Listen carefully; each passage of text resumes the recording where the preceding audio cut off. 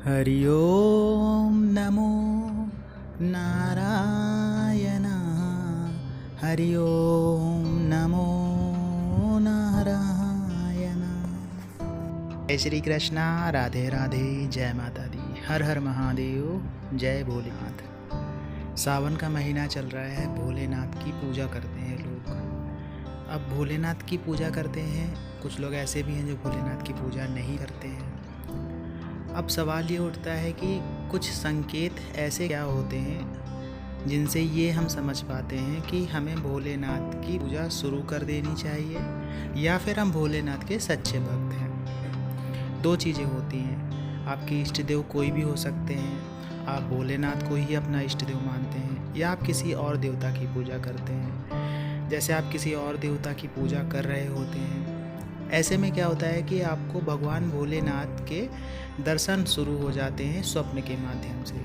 कभी आप भोलेनाथ के दर्शन करते हैं, कभी आपको ऐसा एहसास होता है कि भोलेनाथ आपके आसपास है स्वप्न में। कभी भगवान भोलेनाथ के स्मृति चिन्ह आपको दिखना शुरू हो जाते हैं, जैसे कभी त्रिशूल दिखना शुरू हो जाए या फिर आपको शिवलिंग दिखना शुरू हो जाए। बहुत सारे भक्त ऐसे हैं भगवान भोलेनाथ के जिनको शिवलिंग दिखाई पड़ता है।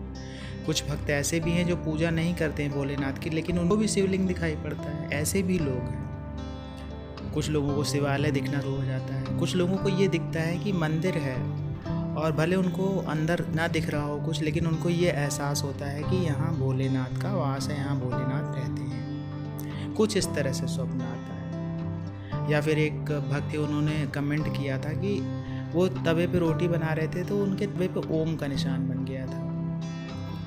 तो ये जो चिन्ह आपको दिखाई पड़ते हैं या जो आप अनुभूतियाँ करते हैं, किसी भी देवता की हो सकती है वो अनुभूति। यहाँ भोलेनाथ बाबा की हम बात कर रहे हैं, भोलेनाथ की बात कर रहे हैं। तो भोलेनाथ का अगर आपको कोई चिन्ह दिखाई पड़ता है तो ये मान लीजिए कि आप भोलेनाथ के सच्चे भक्त हैं।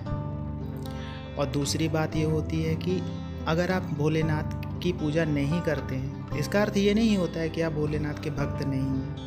कहीं ना कहीं ऐसा भी होता है कि आप पुराने जन्म में भगवान भोलेनाथ के बहुत बड़े भक्त रहे हो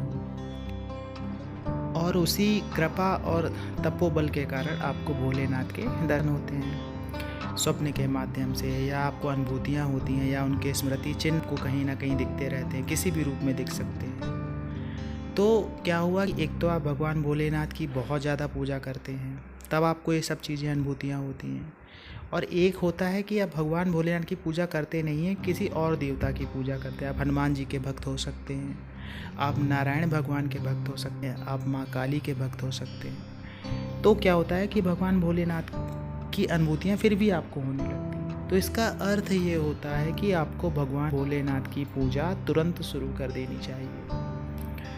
तुरंत का अर्थ ये है कि जब भी आप पूजा करें तो भगवान भोलेनाथ की पूजा अवश्य करें। हो सकता है वो आपके इष्ट देव हो पिछले जन्म के, हो सकता है कि आपने उनकी बहुत ज़्यादा तपस्या की हो पिछले जन्म में, ये भी हो सकता है कि आप उनके बहुत बड़े भक्त रहे हो, जिसके कारण आपको ये स्मृति चिन्ह दिखना शुरू हो जाते हैं, या भगवान भोलेनाथ की अनुभूतियाँ होना शुरू हो जाती हैं, या फिर आपको शिवालय दिखना शुरू हो जाता है, या आपको शिवलिंग दिखना शुरू हो जाता है। ये सारे संकेत होते हैं आपके लिए कि आप भगवान भोलेनाथ के भक्त हैं, सच्चे भक्त हैं। देखिए, कोई भी इंसान भगवान का सच्चा भक्त तभी ही बन सकता है जब उसका मन सच्चा हो।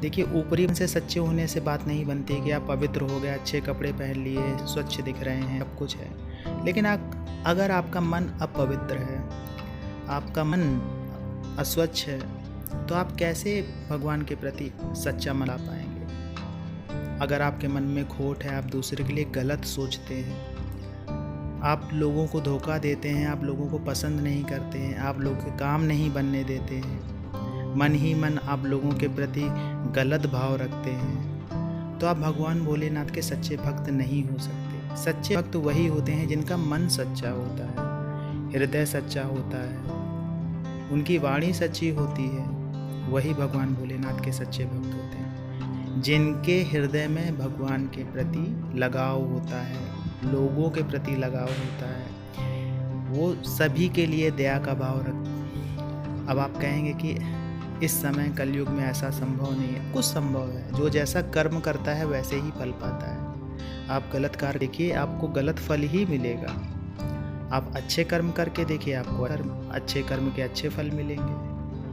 आपने देखा होगा बहुत सारे लोग होते हैं और या जो भी करते हैं गलत तरीके से पैसा कमाते हैं, वो ज़िंदगी भर परेशान। तो एग्जाम्पल आपके सामने ही है, कितना भी धन कमा ले वो धन कभी काम ही नहीं आएगा। किसी न किसी रूप में आपको दुख देगा। बच्चे के रूप में दुख दे सकता है, पत्नी के रूप में दुख दे सकता है, पति के रूप में दुख दे सकता है, किसी के रूप में दुख दे सकता है, और दुख मिलेगा ही मिलेगा।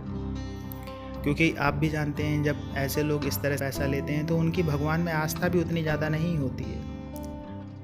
तो भगवान से जो जुड़ा है सच्चे मन से, पहली बात तो वो गलत कार्य करेगा ही नहीं। अगर आप अपने अंदर ये देखते हैं कि आप कोई गलत कार्य नहीं करते हैं, आप किसी के प्रति गलत नहीं सोचते हैं, तो आपकी भक्ति सच्ची है, आप खुद सच्चे हैं, आप भगवान भोलेनाथ के सच्चे भक्त हैं। ये निशानियाँ होती हैं, ये संकेत होते हैं भगवान भोलेनाथ के आप सच्चे भक्त हैं। आपका मन अपने आप ही ओम नमः शिवाय, ओम नमः शिवाय, ओम नमः शिवाय कहना शुरू कर दे। मन अपने आप ही अजप्पा जप करने लगे ओम नमः शिवाय का, तो मान लीजिएगा कि आप भगवान भोलेनाथ के सच्चे भक्त हैं। जब किसी मंदिर शिवालय से गुजरते हैं और गुजरते ही आपको ये अलग से एहसास होना शुरू हो जाए, जैसे आपके रोएं खड़े होना शुरू हो जाए, या मंदिर देखते ही आपका मन भावुक हो जाए, तो मान लीजिएगा कि आप भगवान भोलेनाथ के भक्त हैं। जब ओम नमः शिवाय का आप जप करते हैं तो आपके अंदर एक अलग सी ऊर्जा का संचार होना शुरू हो जाता है। वो आप अनुभूति कर पाएंगे। उसके लिए आपको किसी से पूछने की आवश्यकता नहीं है। ऐसा नहीं है कि आप किसी से पूछेंगे तो ही आप समझ सकते हैं कि आप किस तरह की अनुभूतियाँ कर रहे हैं। भगवान भोलेनाथ का जप करते करते समय का आभास ना हो तो मान लीजिएगा कि आप भगवान भोलेनाथ के सच्चे भक्त हैं।